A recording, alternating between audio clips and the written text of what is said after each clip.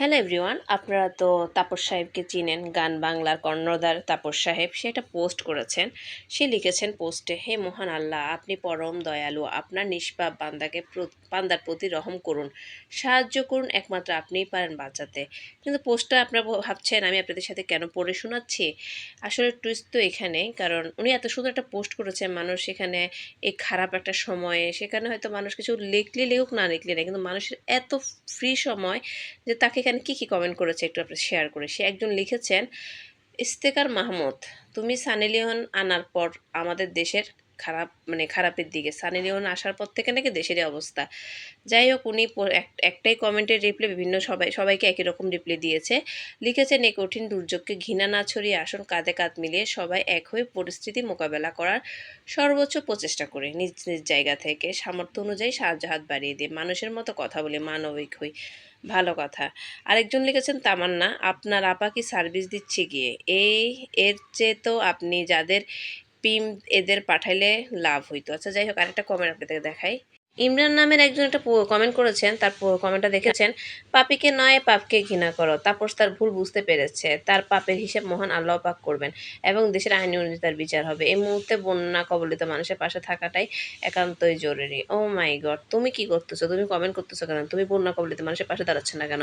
মানুষকে এসে এসে ব্যাড কমেন্ট করবা, আবার বলবা এখানে লিখেছেন, আপনি আপনার আপারে ডাকেন, পানিতে চুবাই জনগণের হাতে ছেড়ে দেই।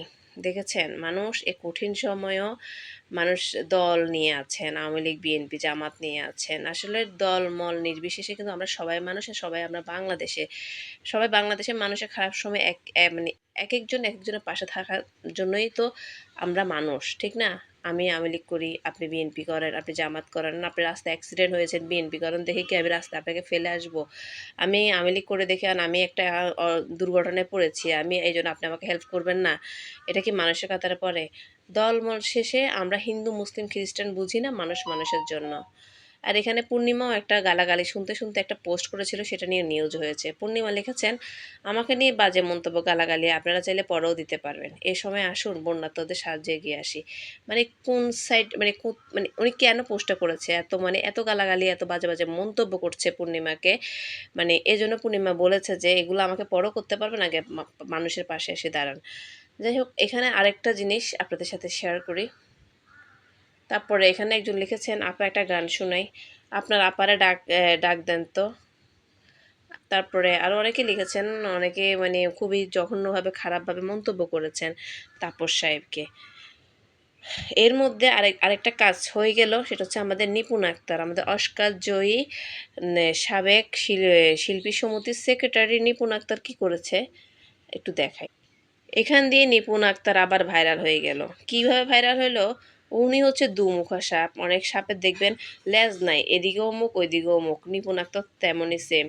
বিএনপি খালেদা জিয়ার চরিত্রের নিপুণ আক্তার। খালেদা জিয়ার উনি কিন্তু একজন কর্মী ছিলেন নাকি, এরকম কিছু জানা গিয়েছে। উনি বিএনপি নামায় ওনার নাম আছে, কিন্তু আবার এই সরকারের সময় শেখ সেলিমের সাথে ওনার পরকীয়া সম্পর্ক সব এখন ভাইরাল হচ্ছে। এমনকি উনি শেখ হাসিনার একনিষ্ঠ কর্মী হিসেবে অনেক জায়গায় বলেছেন, বিভিন্ন প্রোগ্রাম করেছেন আওয়ামী লীগের কর্মী, শেখ হাসিনার কর্মী হিসেবে।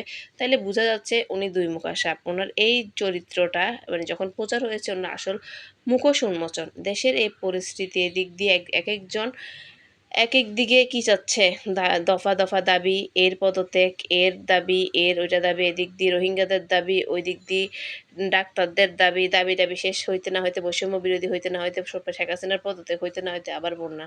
আল্লাহ